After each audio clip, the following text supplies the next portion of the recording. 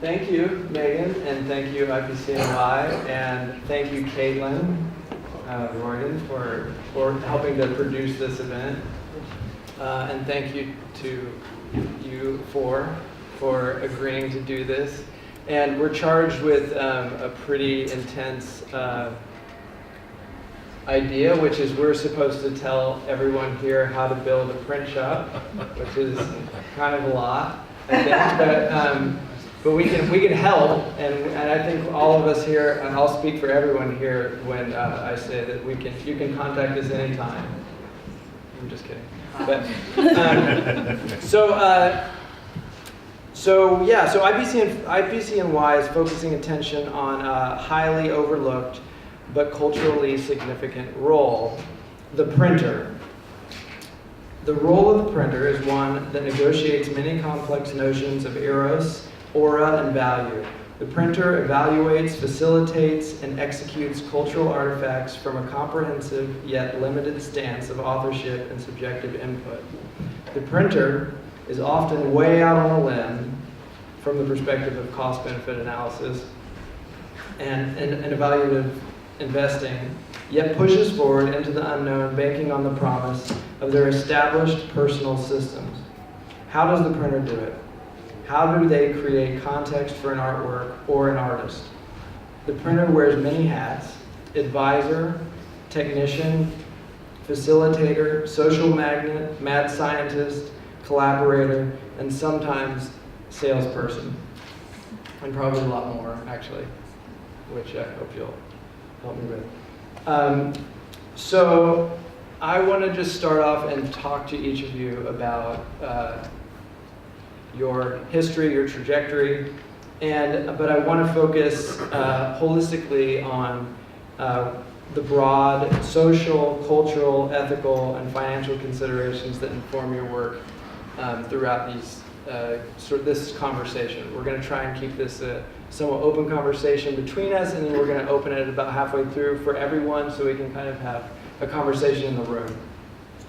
So maybe we'll start with you, Mark. Is that okay? If you could talk a little bit about your about what inspired the trajectory for creating what you're doing now. At the beginning, what inspired that early trajectory? You want, and like, do you have it? Yeah. Well, I come from a family of people who, if you go back and trace the roots of them, they were makers, but they didn't necessarily ever make prints. So I'm not really entirely sure how I ended up in printmaking, but everybody before me was doing some kind of craft work or making, from goldsmithing to clockmaking, all the way back to like the real roots of my family in Prussia were making locomotives. So I have a real background with having an affinity for both machines and kind of constructing things and making in general. And on both sides of my family, my grandfather, father, mother, and grandfather on the other side were goldsmiths. So they basically made me incredibly freakishly detail-oriented, which as printmakers we all know is kind of helpful. So I guess I kind of had the traits that would make me fit this role, and they kind of come from my ancestry in a way, but nobody had ever done it in my family before.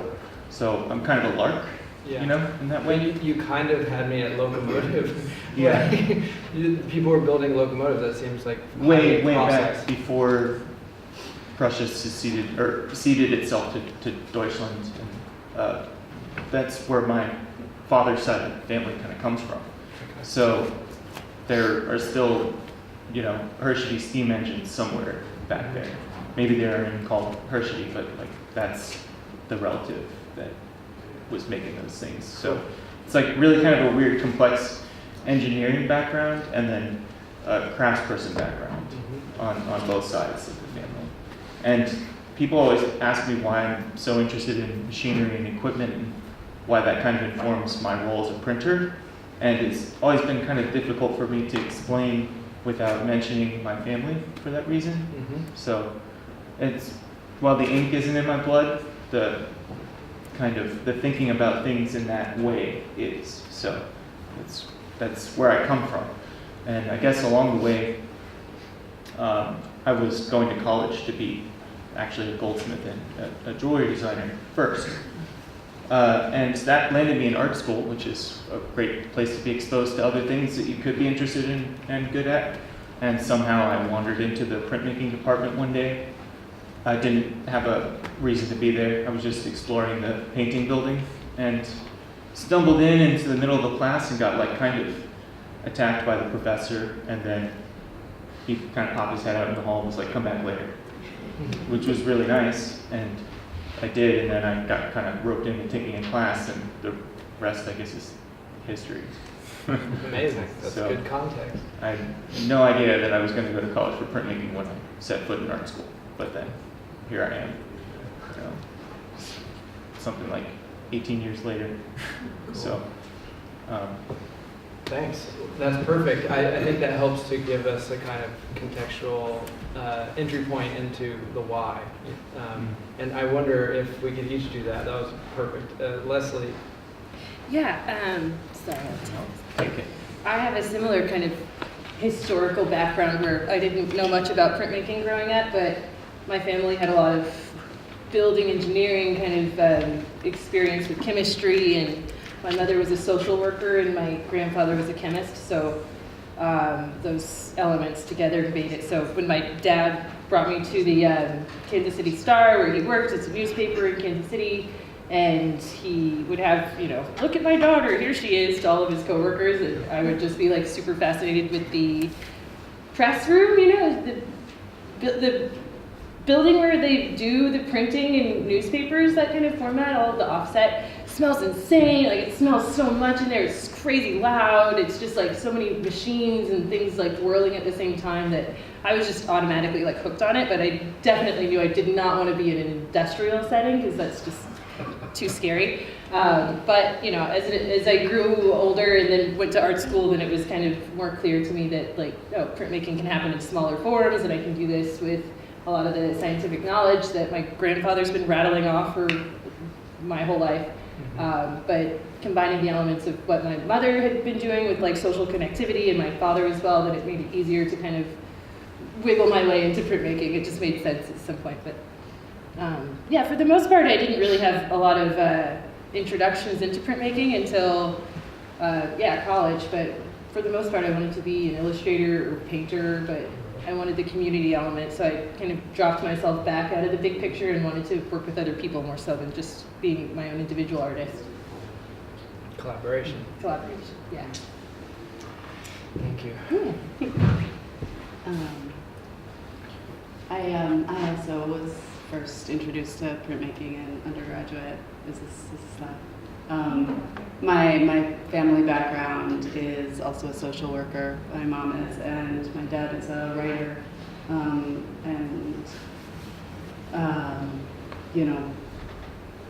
Their publishing was a part of it. Their support hugely.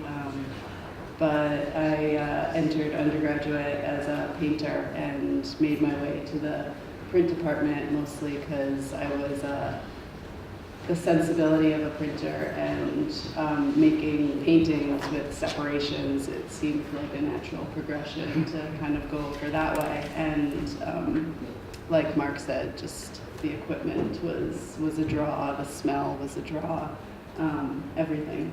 So undergraduate and then onward to going through training to become a professional printer, and that leading me to wanting to teach more too, and then open the shop. And I find that teaching and the print shop, I don't separate them so much. For me, they're more wholly unified.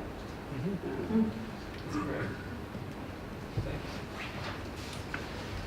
Yeah, and I guess like you guys have all said, for me it was something that happened more in undergrad. I kind of wandered into the printmaking room like you, and I was taking printmaking and ceramics, and I remember the next session in ceramics was hand building.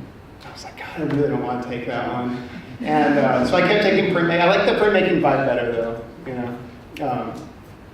And it just kind of kept going. It's this, I think, the social aspect for me. Probably when I think about it, I don't get too self-reflexive on it usually, but I just love being in the community and making prints and collaborating with people in that way. And, yeah.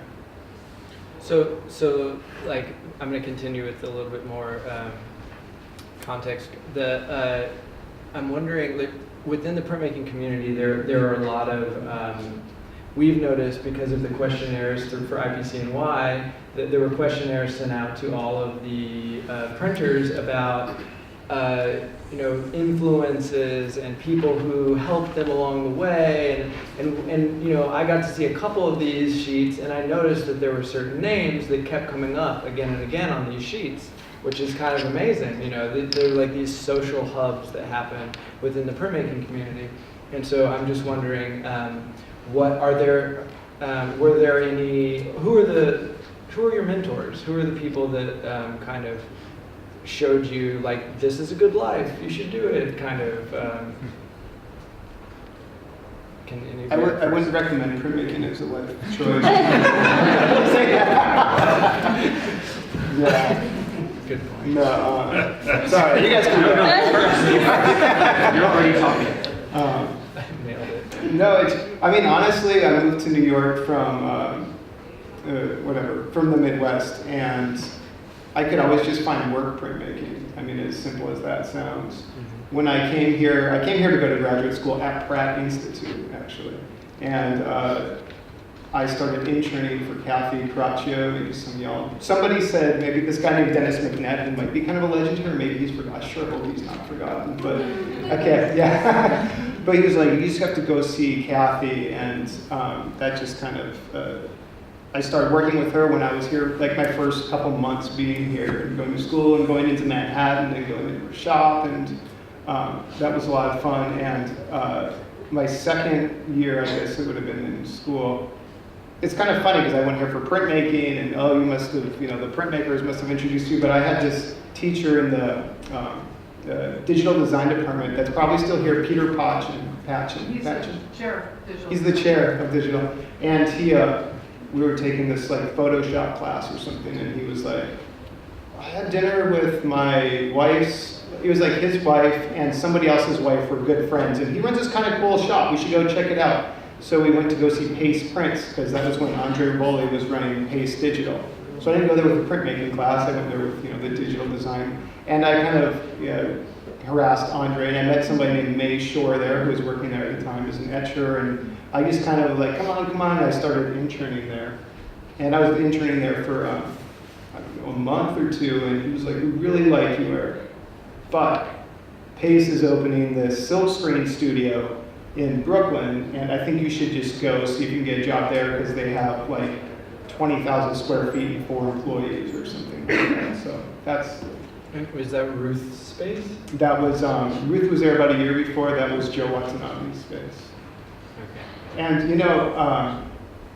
thinking back on it, I think I really learned a lot about life and printmaking, everything from Joe. I don't know if you guys, maybe some of you know Joe, he's kind of this old legend, and he kind of has this like cynical way of looking at, I don't want to talk bad about him, but he really talks about things, you really have to be serious and like always have your good eye on things, and things can always be better. He just had the way of looking at printmaking like that. And I think that, and he always had this, like we built everything in that shop, the vacuum tables, the washout booths. Like how you build surfboards, you put the, what do you call it, on the waterproofing stuff with the fiberglass. Like we would build I don't know why we just didn't buy washout sinks, but like we built the washout sinks like that. And so it was that idea showing me that you can make everything on your own. And I think that's what's always stuck with me. Look at this washout. Yeah. Speaking of washout sinks, Leslie has a very innovative and very inspiring shop, but a very, very inspiring washout sink right there. It's kind of the best, but it gets the job done. Yeah, it's really great. But that's the kind of thing that, I mean, as far as influences go, like, my family is really good at just making stuff out of nothing. I don't have to hold this. But my grandfather, you know, is a chemist, built his own laboratory in an old animal hospital, like a large animal hospital in St. Louis. There used to be horse-drawn carriages, and so you have to take the horses to the hospital. And so this 100, 200-year-old building or something just became a laboratory for his tinkerings because of the labor of his brother, because he was in prison and learned how to do all of the jobs to building a shop, like woodworking and all of the different kind of like, maybe he learned glass blowing there too or something. Like I don't know exactly what happened, but my dad wrote a book basically about my grandpa and his history and the way he came to be a chemist in St. Louis. It just became from a lot of other opportunities not coming through. So as a black man coming up in the 40s, you know, as a chemist, you can't really be openly black and be a chemist. You had to either pass as white or sweep the floors. And so his solution was just to move to the middle of the country and start his own thing. So in doing that, he's really inspiring for me. Not that I didn't have opportunity to work in other shops, I still do. But I can learn a lot more from working for Luther Davis, who's another huge influence. Because he's very sharing with all of his community and having a lot of people do all the jobs, then you kind of learn how to build it yourself and can make things out of nothing, basically. I don't know if that made sense, but. You said that your grandfather started his own thing, but what was that he started? It's called Duguid Chemical Laboratories and Manufacturers, and it was functional for at least 60 years. From the 40s until the 2000s, but he recruited a lot of people off the street. He recruited his kids to just be labor hands in his laboratory and make chemicals that were functional for people in his community. And through that, he started a whole block of black-owned businesses in St. Louis. So it was really opening a lot of doors for a lot of different people through doing what he was trained to do. But using my own skills and things I'm interested in, like printmaking just made sense for me to kind of gravitate towards, because it's like, oh, that's where all the cool people hang out. Like, I'll do that in school. Like, everybody's dirty and having a great time and messing with colors. Like, it's, obviously, I would love that. But, I mean, I learned how to make my own stuff through bartering, basically. So, like, I could print a lot of random stuff for people, but I can't necessarily build anything that great. So like asking my boyfriend, Royal Jarman, to just build a bunch of things for me, like he had all the tools to do it. And we just took a regular tub from Lowe's and he just built walls on the edges of it and then plastic on the sides of that. So it just became kind of its own container, just like a really large one. But I had to do a lot of research about what size do I want to print, like how big can I actually get a screen in there. So I only, you know, I have certain restrictions, but for the most part it's easier to work with what I can just out of math, you know, I just figure out the math around it. Great. Yeah. I don't want to leave you guys out in terms of contextual people of importance. Sure. I interned at the Lower East Side Printshop right after graduating from undergrad, and took kind of a printmaking hiatus for a while, and when I wanted to get back into it, kind of litho was my love, and reached out to Judith Salakin of Solo Impression. So getting to see her and help work on editions was incredibly inspiring and led me to apply to Tamarind, where my print family starts, I think, there, introducing me to my studio mate, Deb, and Deb's mission to bring us all together, as well as Deb Cheney. Yes, Deb Cheney, as well as IPCNY on this show. Her and Mark started Printmakers Anonymous as well. So Yeah. that's how I feel. Be inspired of the community and what's. Yeah, I wonder, Mark, could you talk just for a second about Printmakers Anonymous? Yeah, I'll get there by rambling through Okay. Yeah. the people who Sure. also Yeah. were important to me, but like the two guys who ran the department that of printmaking at the college that I went to, Savannah College of Art and Design, Rich Gear and Robert Brown, were my two first kind of mentors. And Rich he was the one that yelled at me in that story about like wandering into his class while he was lecturing and kind of like poking my head in behind him as he was like talking to a bunch of students, and they're all like intently listening to him as he's telling them how to like grain a lithostone. And I pop in behind him and like start just kind of like looking around, like not realizing at all that there's a class going on. Like they were in a part of the room that I couldn't quite see when I entered. And before I know it, I like turn around and it's like, oh God, there's like a bunch of people here and they're in class. And then I made some little noise and he just turned around and started yelling at me. And I knew that I wanted to, he just asserted his authority and like a good professor, and me being the good schoolboy that I was, I like fell in line and was like, I'm going to be a printmaker, but no, something like that. But anyway, those two, it was originally a minor when I began, and eventually they somehow turned it into a major, but on a different campus. Our school went through a lot of flux, and another school in Atlanta closed at around the same time that I was graduating. And through some kind of like luck and circumstance, they went from only offering a minor in printmaking, and I was originally a painting major and a printmaking minor, to offering a full BFA in printmaking in my last year of school. And they said, you want to move to Atlanta to be a printmaking major? Because that's the only way you can do it. You have to move to the other campus. And I did it and kind of was under these same two guys, and they actually brought her studio mate, Deborah, down that year to be a visiting printer alongside another person named Monica Cook, who's a great artist. The two of them started making prints together, and I was tasked and charged with being their assistant. So I prepped the stone before they got there and made sure that everything was kind of ready for them, and was sort of like their point person all week. Like, I need this. And I would just point to where it was. That's what I mean by point person. But I got to be over her shoulder, and we made friends. And I kind of, if you know Deborah, she's just like the most wonderful, welcoming, calming person ever. And so she was a real influence on me as far as personality goes towards other people as a printmaker as well. Watching her with her demeanor really taught me a lot about being calm and interacting with the artists in a way that is helpful and constructive and just calming and like sort of welcoming. And so I would say Deborah was a really big influence on me from the beginning, and kind of has been a mentor for a really long time. And now we're friends.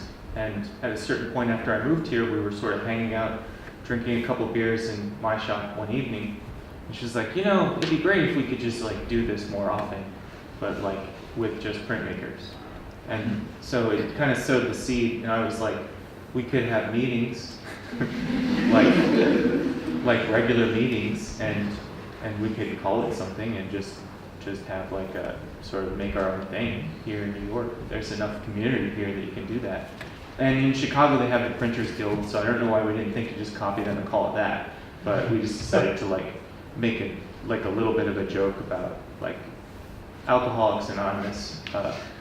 Not to joke about alcoholics, but to joke about like the idea of meeting up because you have a need for a community, and that need is vital to your survival. If you're gonna be a printmaker in New York, not an alcoholic, But I really like the idea that you want to stay anonymous and not let anyone know you're printmakers. Yeah, just like, hi, my name is Mark. I'm really into letterpress. I made a letterpress print yesterday. It's been exactly 1 day since. Let's geek out. Yeah, we get together and we sort of formed this loose group, and then we started an email list, and then we just kind of invited people, and it grew and it spread, and then it went from one shop to another shop, and then back to the same shop, and then we were like, let's do this at somebody else's shop. Let's try to alternate. Let's just try to talk people into hosting these events at their shops. So. And now it's hard to get in. I've been turned down twice. Well, the Met, the last thing at the Met was rather limited in scope because the reading room is only so large and we can only fit so many people in. I wish we could have had more people go, but yeah. It was awesome. But it's a really fun group, and it kind of speaks to that mentorship as well. Yeah. I always thought the anonymous kind of fit as Yeah. we were, but the mission of it was to make sure that everybody knew each other so that nobody was, no shop. That's kind of part of it too. Yeah, you can come to it, and Yes. definitely you should introduce yourself to people. But like, you're anonymous until you get there, I suppose. You know, it's a good way to put a face with a name, and actually know what somebody's prints that you've seen and heard of them, and then found out who they were by either visiting their shop or meeting them at somebody else's shop that you're also visiting with them. So it's a really good way for people to present things that they think are innovative too, that they've done. Like, it's a chance for you to actually nerd out and geek to your heart's content with people who are going to really appreciate that you have an enclosed washout booth. Like, Or- nobody else cares, but Or that you like printmakers do. figured out how to make a washout booth Right. out of a Well, bathtub. Yeah, you should all visit her. I love your studio. It's great. Thank you. So I think now we have to address our mission, which is how to build a print shop. So I'm wondering, shifting into talking about how does it happen? Like, how do you start? How do you put it together? What are the nuts and bolts of a space, and then how do you operate? I'm wondering, like, there are a lot of questions I have about the actual space, getting a space, creating a space, building a space, but then I also wonder about your relationship to artists and your relationship to the community. So that's a lot, but if we could start with tackling, okay, so I want to make my own space to be a producer. How do you go about that? What do you do? What do you start with? Well, there's a lot of math involved first. First, you have to do a lot of math. I mean, my space is 60 square feet is what I have to work with, and I had been using it for my own little studio practice, but I didn't have enough care to make my own stuff that much because of time, day jobs, and then after that, it's kind of hard to manage. So I was working at K-Rock screen printing for 4 years, and I was living in Bed-Stuy, so I would just ride my bike from Bed-Stuy to my job, and it was fun, and I learned a lot, at K-Rock. Carl LaRocca is amazing. He's also a really awesome teacher and proponent of having everyone know everything, so that made it easy for me to use those skills to know how to make prints well, full throttle, start to finish. So the space I got was actually on my way to work. It's something I passed by every day. My friends were living in it and couldn't take care of it anymore, and so I was able to just move into there. It's a shared space that had been started in the 90s by Ken Butler. He's an artist who makes a lot of musical equipment, and then he is a practicing artist who makes a lot of visual sculptures, and they're all functional in different ways, so he's interesting in his own right, but getting to know him through my friends living there, I was like, hey Ken, let me just live here if they don't work out, So I just kind of hustled my way in through knowing people and trying my best to, you sniff something out and then you got to grab at it when you see that it could be available on your own. So Royal, my boyfriend, was down the street too, so it just made it easier for us to kind of like, let's just move in together and take this thing, it'll be cool. So having the space to do what I wanted to do was important, and the next step was just figuring out like how can I functionally work in this tiny space to make prints, which is kind of a big hurdle. But when my grandfather died, my dad wrote a book about him. It's called Making Black Men, and that's a lot about community and engagement in St. Louis and how that can be applied in different scenarios and building community through just helping people in different ways. So after reading that, I was really inspired to put all the pieces together. And learning through working at K-Rock, I learned that you don't really have to have gigantic screens to make decent prints, So 23 by 31 is the only size that I use in my space. And through doing the math on what I can functionally do out of 23 by 31, I just bought an exposure unit with the inheritance money I had. I bought a printer through Epson, something that prints on acetate, good enough, that works for me. And then just built around those two things, and it all kind of worked out just by bartering with people that were woodworkers and working late at night and having like super energized like conversations with artists about what can we do, what can we actually make, and so having a space, it made it easier to be inspired to just make more.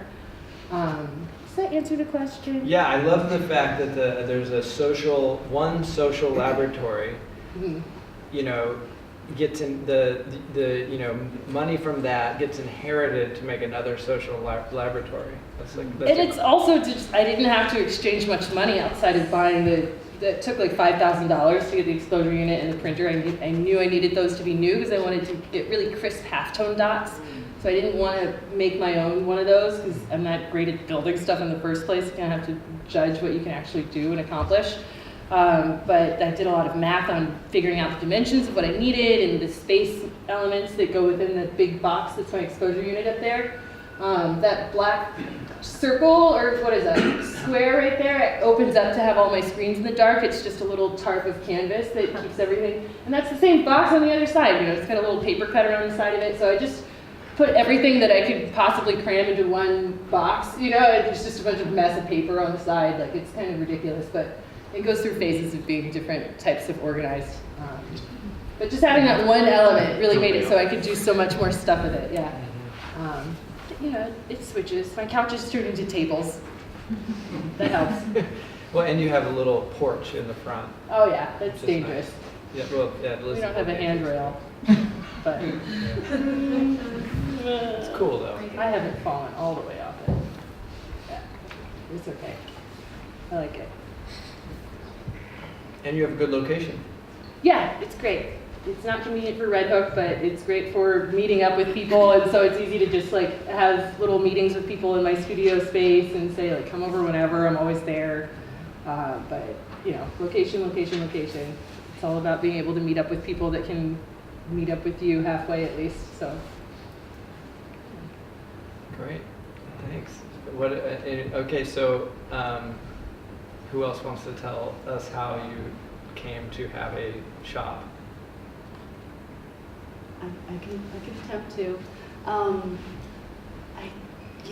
The right place at the right time, kind of. As I was moving out from Albuquerque, I was putting feelers out and also not really looking to purchase a lot of equipment right away, but the right deal came at the right time, and somebody was letting go of a lot of stuff, and I was able to, take it over fairly cheaply. And it was in storage for a minute, and I was in grad school, and I had come from Tamarind, and in graduate school was more focusing on my own work, but the art community was there, so with faculty, with other graduate students, just still kind of keeping up the publishing element of what I had learned. And then after school, wanting to get that press out of storage, teaming up with another printer, because we figured, hey, there's 2 presses now. We can accommodate artists better, and just starting that way. Was it important that the equipment was of a certain quality, or? The quality that it was made the deal more enticing. It was a nice small package electric press, so it was one of those things that you couldn't say no to. I wasn't looking for things, but it found me, and it had to be done.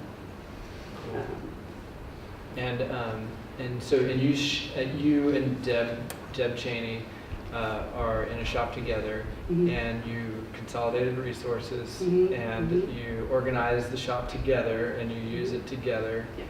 And your landlord is Marie Lorenz, Mm-hmm. which, if you don't know Marie Lorenz's work, she's a great artist, and I think that would be fun to.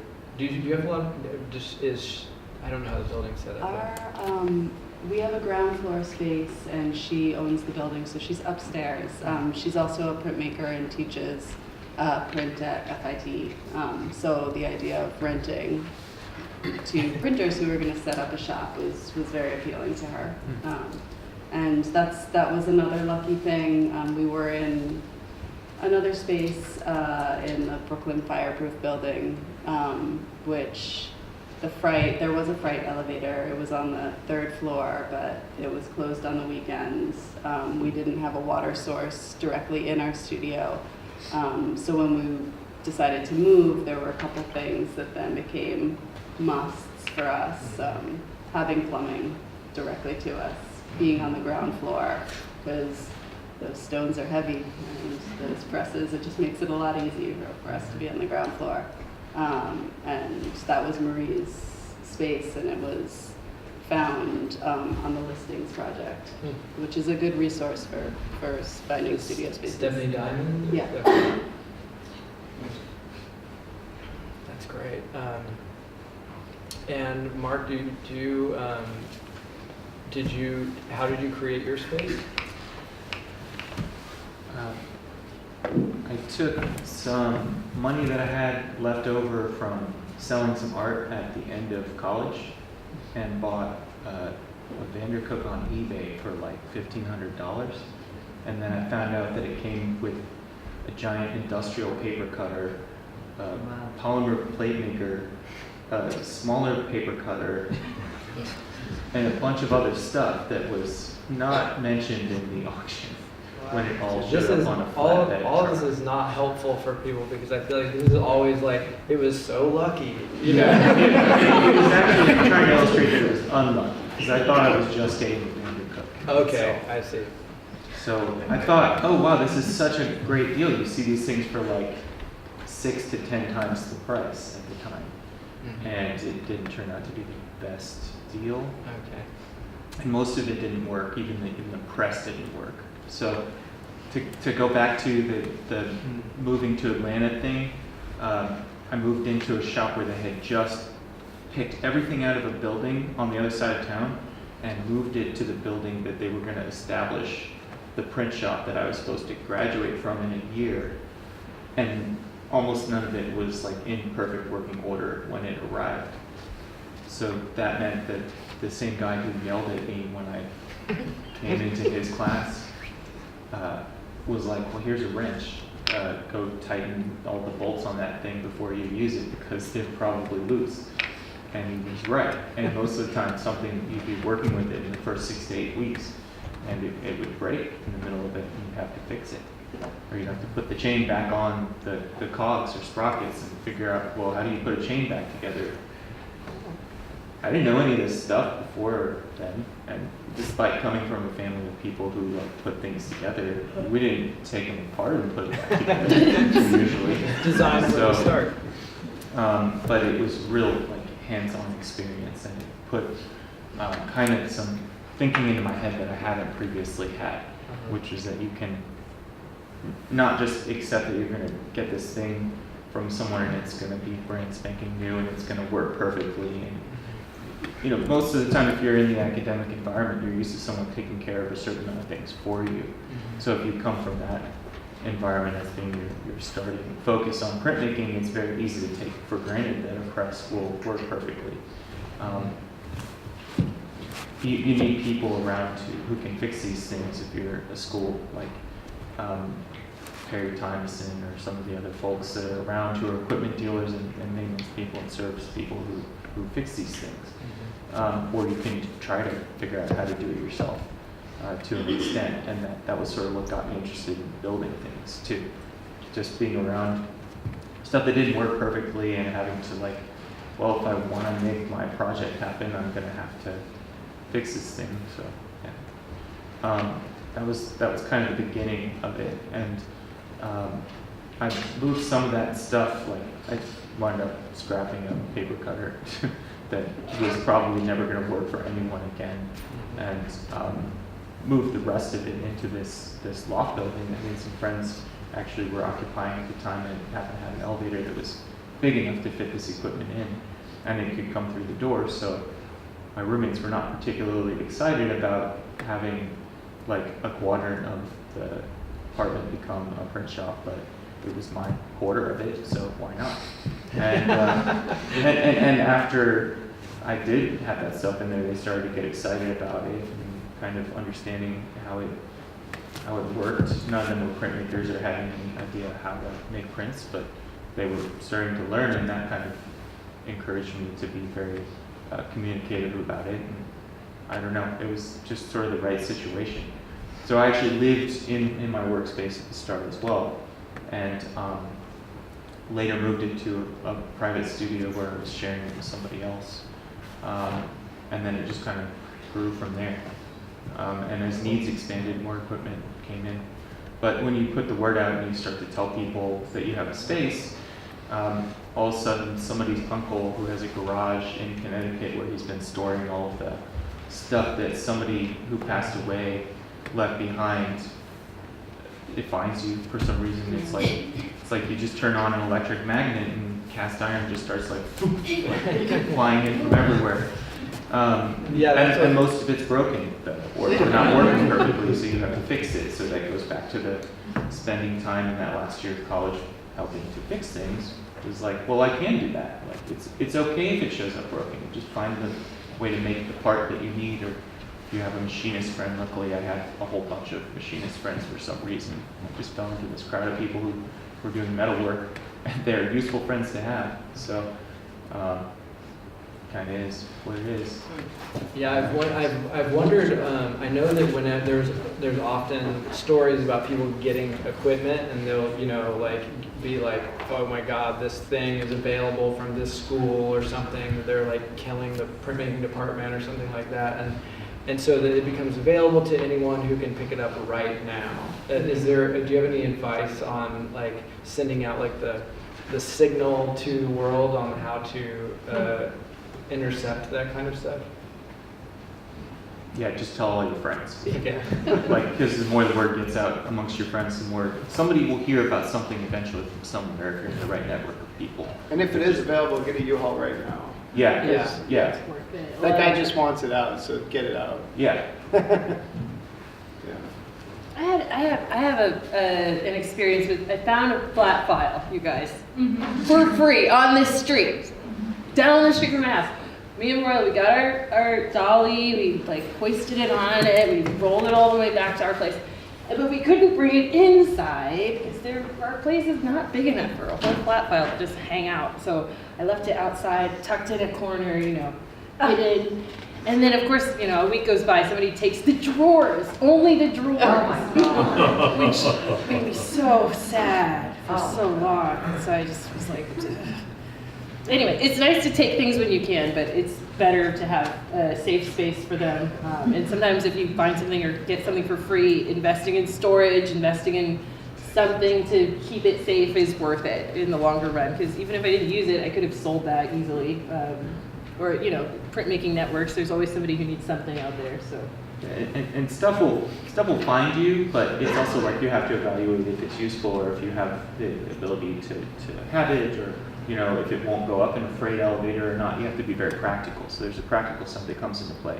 But isn't the practicality really, it should be pointed towards something. So to start with, before you build a shop, you have to kind of decide what you're going to do with it exactly. Mm-hmm. And at least have some kind of an impression of the kind of person who you want the shop to service, or what you want that person, who you want that person to be as well. And shops often have multiple roles. Sometimes they're a community shop. Like I started my shop with the idea of making it a community workshop as well as a space that I would make prints in. And I didn't really have the intention so much of making prints professionally for people at the time. I wanted to just be an artist and make my own stuff. And apparently I'm just way better at making prints for other people or something, because that's where it went. And I thought I would help pay for it by renting it to other people a la carte. And it worked for a little while, but what really paid the bills was doing work for other people and making the prints for them. And that turns out to be more lucrative than trying to rent the shop to people who want to pay as little as possible to make their prints. Which is totally fine, but as well it should be, but you just can't charge too much, and it just winds up not being a profitable thing. You guys are even a not-for-profit. Most community shops in the city are. There are only a couple that are open access that are for-profit, I think. Right. Yeah, and I wanted to ask, I mean, so you work for Lori said Printshop, which is much more what I think of as established and up and running, and they have like they have it all together.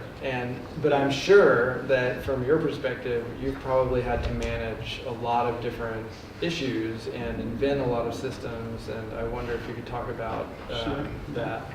Yeah, I mean, and to kind of what they were doing, like my print shop, I started my print shop when I left school. You know, we looked and looked for apartments. We were just finding the same, like, kind of crappy 3-bedroom apartments in Bushwick and Sunset Park and stuff like that. And we found this loft in downtown Brooklyn. This big open loft, you know, and me and a buddy and my girlfriend, soon-to-be wife, built out 2-bedroom, like we built the whole thing out. And, you know, it was, so I left school, I was working for Pace and stuff was going good, and then the recession happened, right? So I went out and I bought some plywood and like made a vacuum table. And that's, I was lucky enough to, you know, have met some people through Pace and stuff like that. But I guess, like the math I did is there was an 8x4 foot sheet of plywood and they cut it in half. So then I could do like that to make a vacuum chamber. Yeah. I found it's not that useful to make a square vacuum table if you guys are going to do something like that. I actually have one and it's a square. It's a square? Yeah. I often thought, why is it, you know, it could have been longer or shorter in one direction. But anyway, so I really kind of had to, I mean, I was lucky enough to have known people at Pace, so I was printing for like Pace artists out of my loft, you know, on this crappy little vacuum table with a drying rack that hung from the ceiling and stuff like that. You know, so I did that for quite a while, and this guy named Brad Ewing and I started doing a bunch of projects together, and we started, we used to do this marginal editions thing that he started. So Brad and I were marginal editions and did print fairs for a few years and, you know, kind of published artists, but we always kind of had other jobs. Like we didn't have to make it our full-time gig. It was, we always kind of kept fun and loose and stuff like that. So I was, you know, doing my own thing there. I was, you know, remember I ran a couple galleries for a while. I was working as a freelance photo job, doing the Printshop marginal editions thing, running a gallery, working as a studio assistant for Murakami for like, you know, 4 years or something like that. And then I got a call and they said that we have this crazy project at this place called Lower East Side Printshop. And so I've been kind of working there since. And How long has that been? Since 2011. And a lot of the stuff has kind of slowly faded, like the running the gallery and doing, you know, freelance contract printmaking work and stuff like that has kind of faded away a little bit over the years. But I guess maybe that's to say that I love Lower East Side Printshop for so many reasons. And maybe one of the reasons is I got to, I don't know, use all these skills. Like we do so many different things. Like I make prints, but the Lower East Side Printshop is, so I'm there 4 days a week. We have a director that's 5 days a week. And we have a studio manager that's there 5 days a week and a programs director who's there 5 days a week. So it's a 4-person organization. And we have to do so many different things. We also own the Editions and Artist Books Fair. And we have a community print shop where there's classes. People rent daily, weekly, monthly. Mark's taught there. And primarily what I do is collaborate with artists to make, you know, limited edition fine art prints. A lot of that is contract work where people just come in, pay, and they take the prints. We're not the publishers, but we do also publish prints as well. So the cool thing is we also have a key holder program that all of you guys should be aware of. Anybody can apply, and there's a different panel that selects 4 people every 6 months that gets a free year for access to the print shop. So it's cool because I get to do so many different things and not just, I don't know what you guys imagine maybe my job or being in a print shop is like, but I get to do a lot of different things rather than that. Yeah, is that? Yeah, that's great. And so to shift just a little bit, I just, so the last part of this is, is that I'm just curious as we get into the print shop, talking about working with artists and dealing with all of the the vision of the artist and your subjectivity. How do you manage a project where you are number one, maybe picking the artist, then making decisions with the artist, setting limitations for the artist. All of these things seem like they have to do with your personal decisions, and I'm wondering about that, the layers of authorship and how you negotiate all of that. Feel free. Yes. The answer is take the personal out of it entirely. When you're recruiting or talking to an artist about their work, you have to make it not about you, and you have to make it entirely about them and their work. Otherwise, you run the risk of damaging their thoughts about the process and the project itself and their authorship. If you try to even approach it from the standpoint of controlling things, it has to be an offer or a gift, not like something you thrust in their hands and say, make this. It doesn't work otherwise. They tend to kind of clam up and feel like you're directing them, and artists do not want to be art directed. Like, that's the last thing they want. So the more you can make things about, go away from being even a suggestion and turn it into an opportunity, and give them choices that seem like passive opportunities, the easier it's going to be to navigate towards what their goal or aim might be.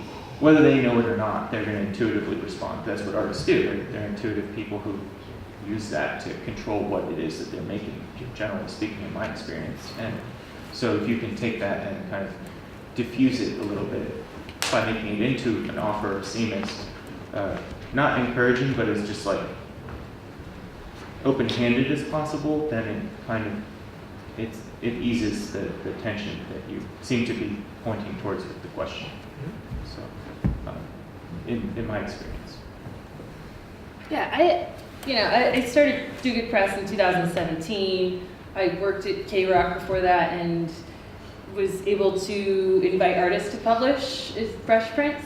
So I had a lot of friends that were artists. I'd go out a lot, go to openings, and you just build a network in the community and insert yourself in that community. And then through offering these different opportunities to people, then it makes it easier to kind of navigate the language behind that process. But a lot of the things I'd learned through doing curation at K-Rock came to be helpful when I asked artists to publish with me.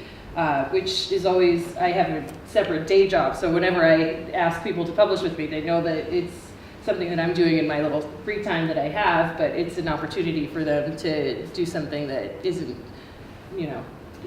all the time. They wouldn't be able to do this more than once a year through the people that I'm asking to publish with, but mostly I just see an opportunity to take someone's work that is already, I give a lot of compliments, I make sure everybody's really happy about the work that they're already doing, and then can apply it to the things that I have as restrictions as far as size, the amount of things I can actually print. I have a 20 whatever drawer drying rack, it's not that many things, and I spread everything else around and can't print all that big, so it's just a matter of like space for me a lot. So your limitations come into play in that, like you very much like present your limitations to the artist as like, this is the ceiling, can't shatter it, that's it. Just goes physically no can't. further. Exactly. Yeah. But time-wise, it could take a long time for me to do it, and that's perfectly fine. But through tinkering with my own art practice and figuring out what I physically can do, it made it easier to communicate with artists when I see that, like, Sam Keller was someone I worked with last year and already knew personally as a friend.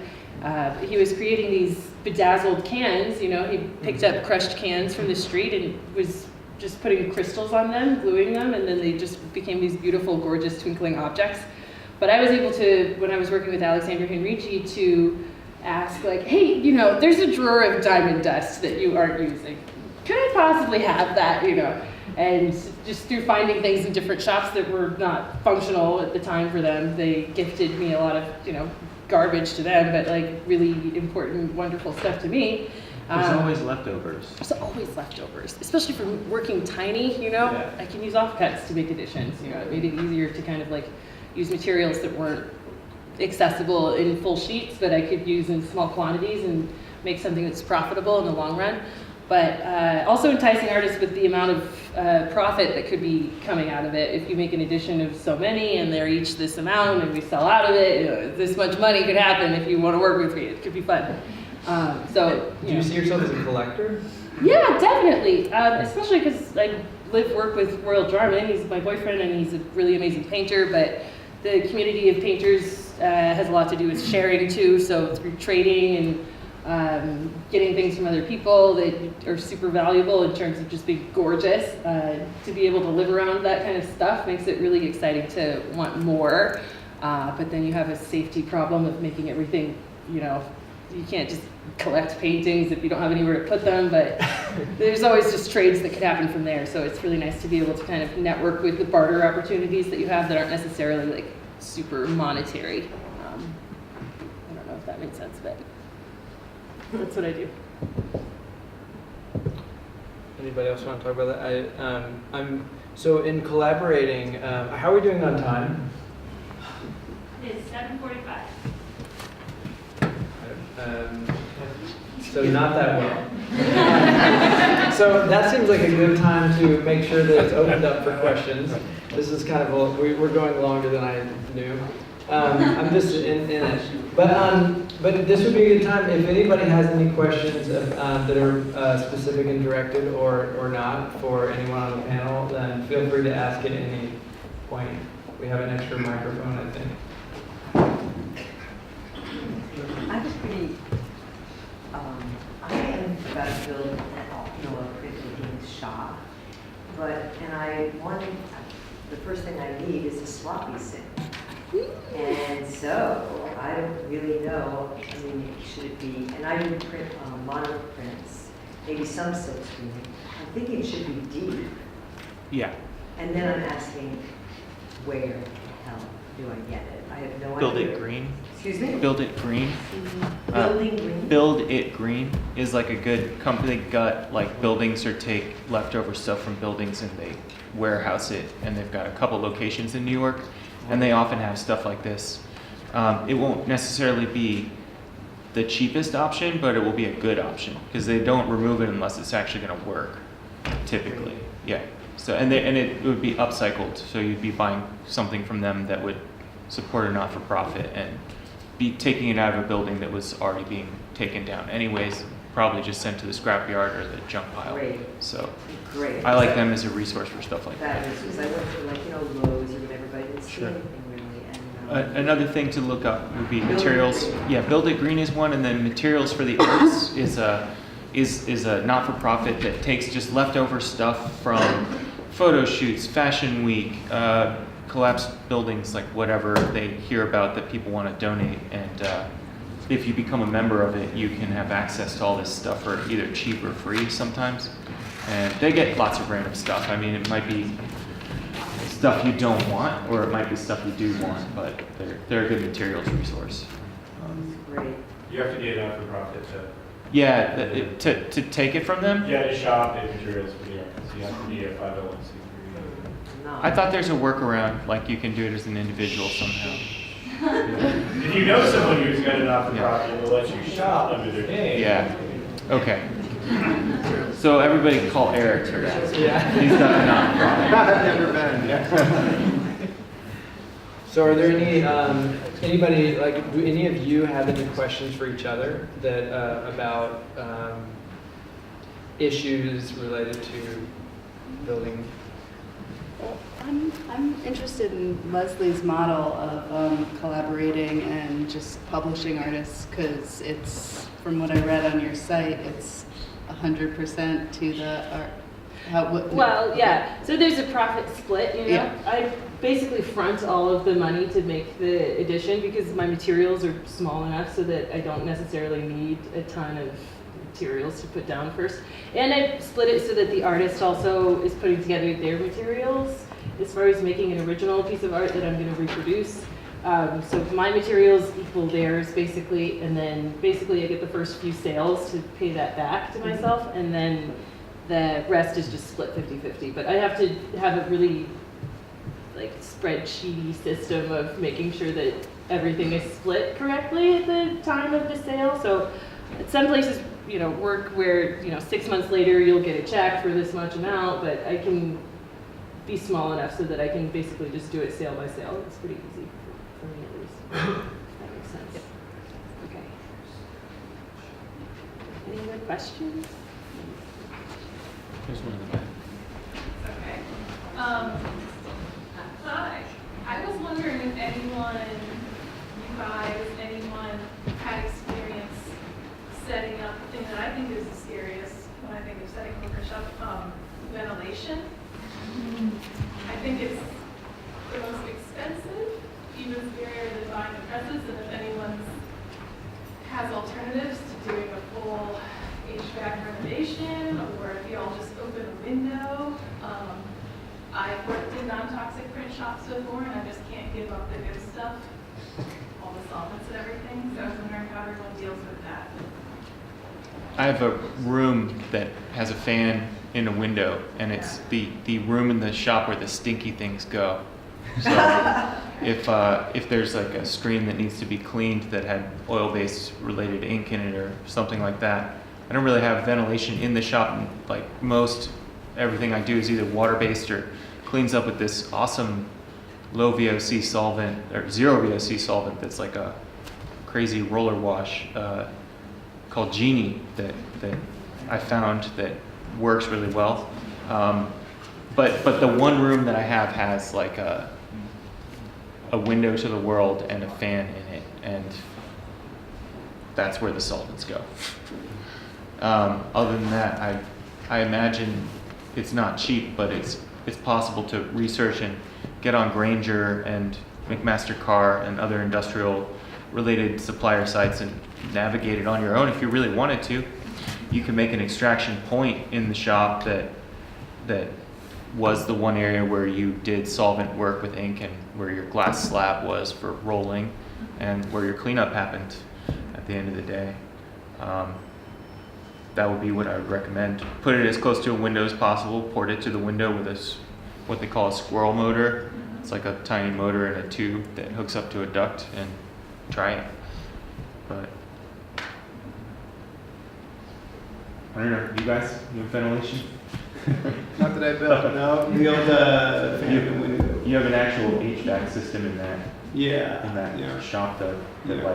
you have like central air and stuff. We do, So yeah. And there's yeah. another extract. Yeah, I don't know if it works as good as it should.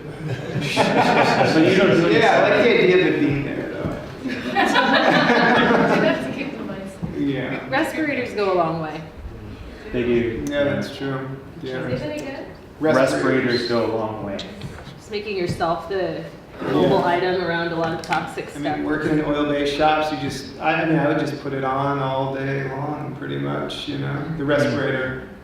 Yeah. Like a regular Walter White. Yeah, yeah.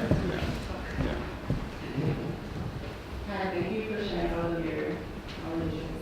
I was curious if anyone of you are familiar with funding sources or particular grants for funding, setting up printmaking initiatives for community-based learning, things like that.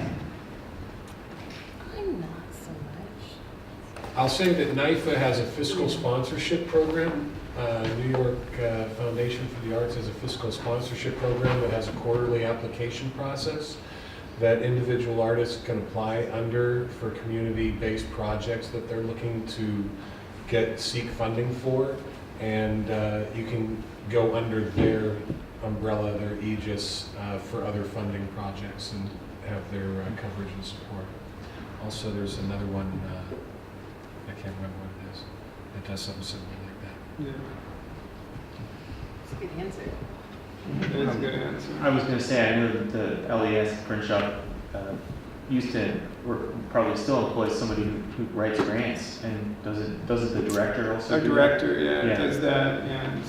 That's part of that's it. not really my arena, the grants, but I do know from whatever we've read about this administration, they're not getting any bigger. I think they're getting smaller, and they're more competitive, and At this point, federal grants seem like a bad idea, but you could look towards state. I would say specifically research Private. state, because New York State probably does more than others, but Private crowdsourcing, I feel like that's probably a more, I mean, that's what I would do if I would start out, you build a community and, supporters and followers and that kind of thing.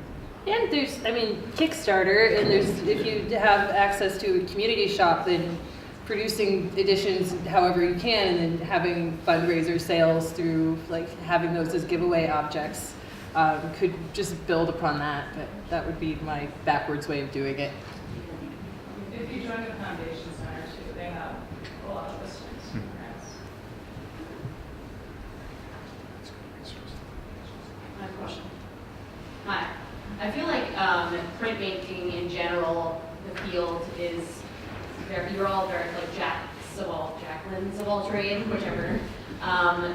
But more so than many other art fields. I guess, do you have any advice to people that are just graduating how to get their feet wet specifically? Like you all, I feel like every time I talk to a printmaker about their path, it's like sort of similar, but it's always very different. I guess, do you have any specific personal advice on where to start and like how to get those contacts if you don't have any, and like talk to your professor or who it is, your friends, like do you have any kind of advice? I spent a long time saying yes to everything, and actually our director at the Printshop is like, you have a good job here, you don't need to be running a guy. I'm like, yeah, but I don't know, why am I doing that again, right?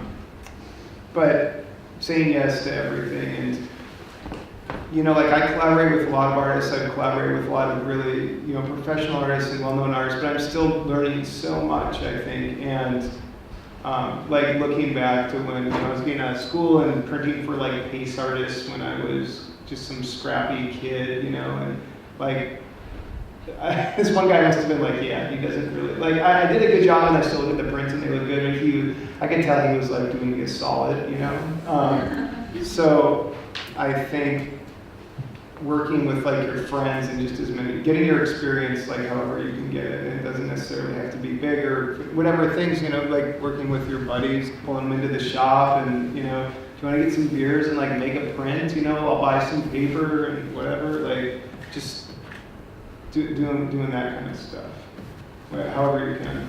And like what everyone has been saying so far, you just find a person who's influential that you really like and see if they need a helper. You can offer your services for whatever amount of time you can do, but it's really great to just have people say, hey, you're really great, I really want to work with you, and then you just jump on in.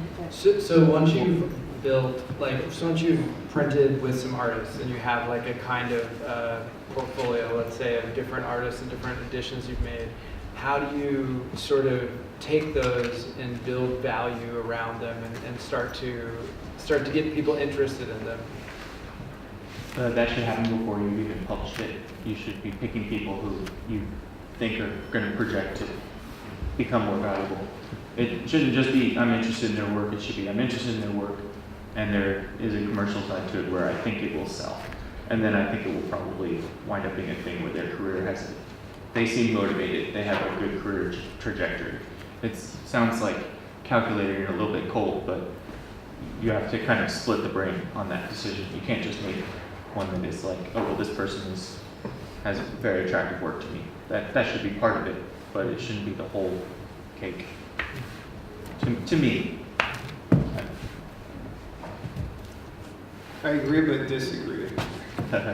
Because unfortunately it's so expensive. You have to be somewhat calculated being here in New York. Everything, it's just expensive. Everything's expensive. And but at the same time, you should still be able to see somebody and be like, I don't care, that's just going to be awesome.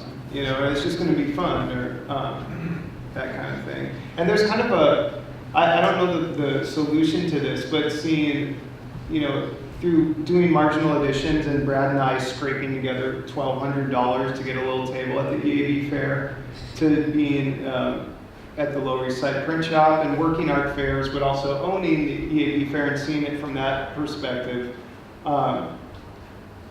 Being a print publisher is kind of like, it's hard. It's really hard and kind of, it's too much in a lot of ways. Because, I think a lot of shops are like ours, or like the Print Shop, where you've got 2 to 4 people working there, and those people are the ones that are finding the artist, going to openings, or whatever, and like making the prints, and then like, I don't know, photographing them or they used to be more of a thing, like doing the website, or doing the PR, all that stuff, and then going to the fair, installing it, and then sitting at the booth and trying to sell prints, and then do follow-ups for weeks and have collectors come over. And I mean, it's just, it seems like if there's like a bigger place where it works good, like 10 people do those things that we're supposed to do with like 2 people or something like that. I don't know what the solution is, but yeah, I mean, it's like, it's tough, it is. That is something that I found pretty overwhelming with publishing, is knowing that I was going to be, I could cheerlead it, but actually pushing it and trying to get those sales, I think, as well as having the friends who are the electricians and good with any kind of equipment, is somebody who kind of knows the market and can guide you into how to get it out there. And at the end, what we sell, I always love to tell a story. Like, this is what we sell, which is fun, but we went down and did this fair in Miami, right? And we were showing prints at this fair. And there is a collector. So we had this artist in our booth that also had a sculpture at the big fair down there. And I saw the sculpture earlier in the day, and it said right there on the label it was an edition of 8, the sculpture. And we had a print in our booth, and it was an edition of 4, 6, all this. And she was like looking around, where is this? Oh, I know this artist. I bought his sculpture the other day, and I'm like, well, this is his work and whatever. And she's like, I'm sorry, honey, we don't collect editions. And like, I think this printmaking is still, unfortunately, because we don't care. That's why we're here. We don't care. But still, there's like getting over that hurdle too, which I don't know if it exists as much as it used to. But every once in a while, I get punched in the gut a little bit. I had mentioned that teaching and the studio become very intertwined for that very reason to me. That you know that, and it's our job as well to make sure that print and edition and that art form is very valued, and that there are people who are skilled and can come work for printers as well. My retort to that is usually, I ask that person if they like to buy stock in companies. I don't think she should budge, but yeah, I go don't think she should ahead. to buy stock, Yeah. because generally, probably not, but maybe she just is wealthy enough that she has somebody to buy that for her. So you could ask them if they own stock in companies by proxy.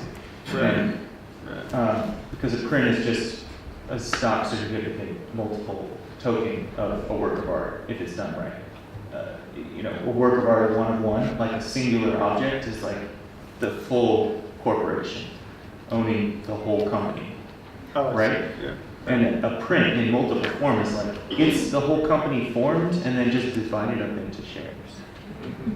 And so it's no less. But is it an original? It is a token multiple of an original. And I find that people they can respond to that logic in a way that is like a bit more, oh, okay. Well, I still don't want it, but at least I understand it. So why should Because everybody wants to own the company is the point. They don't want to own stock in the company, they want to own Walmart. So that's like... Why should a young person want to be a printer?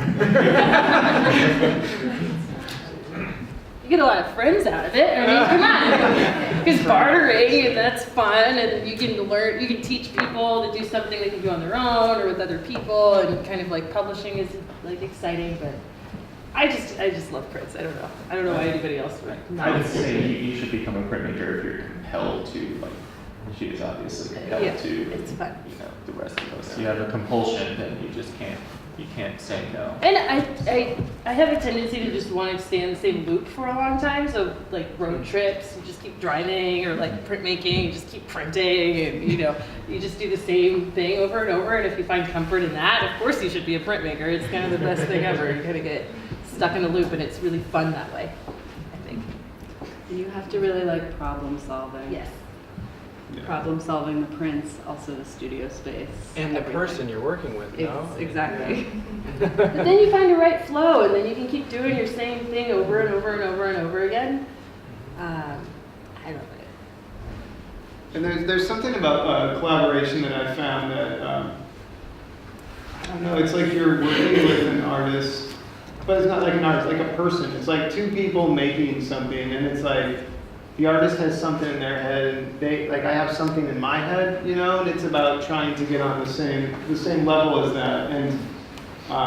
And I think to me it's like the most rewarding thing when I work with an artist isn't that we made a good print or anything. I always feel like the print is, it's like just like some byproduct or something of like a relationship, but also I've had artists go back, like I went back to my studio and I've been really thinking about that thing we've been doing, and I've, you know, they've showed me things they've made, and like to me that is, it changing, not changing, but adding something to the way they think. That's like Yeah. the highest honor that you Yeah. can get from an artist, basically, right there. You Yeah. just hit it. Yeah, Caitlin talks about this all the time, this idea that like they come in and work with you and put their work through a kind of process, and then after that, their work changes actually because of this process. So that's a You huge have question. some raised hands to Oh, great. ask questions. Oh, sorry, thanks. So sorry. I just wanted to ask if you guys have ever participated or collaborated with different community organizations for certain actions, knowing that I used to be a community organizer. We used to do a lot of art builds, and with one screen, so much things can happen. So if you guys are like involved in different community spaces where your presses or your shops are, I'm a painter, but my boyfriend's a printmaker and he told me to come here, so I'm just trying to find out how. I don't even know how to print, but I'm gonna learn soon. Yeah, I have a project called Do Good in Unity. Do Good Press, but Do Good in Unity, where you do it with other people. But so I basically invite artists to make editions with me, but open editions so that they can keep doing it on yellow paper, because that's black on yellow is a protest thing or sign of resistance and alarming to look at. Pratt. But when you have like certain elements that are like that alarming and exciting, then you can propose that as an editionable thing. So I basically invite artists to, sometimes it's an open call, but all of the profits that come from these editions are being sold for like $20 each. And the profits go towards the nonprofit of choice for the artist. So it's basically something where I can do community outreach and building and use my powers for good, because otherwise I don't have enough money to drum up on my own, but I can print my way out of situations. So it's cool to work with artists on the nonprofits that they're interested in, but also taking it to protests and then having a big sign above your head that you made, and everybody's like really into it. Oh, I want that, you know. Give me $20 and it's yours. But those kind of things really take off when people figure them out, and then it's hard to catch up with the excitement that people have for something that's a little, you know, making it at a loss, but it's still really exciting to be able to give back to a community that's somewhat underserved.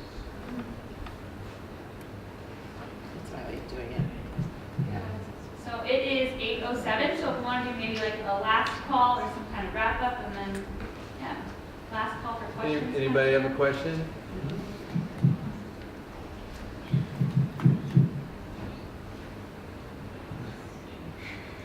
Okay. Well, thanks a lot. Thanks for taking the time, and thanks for everybody.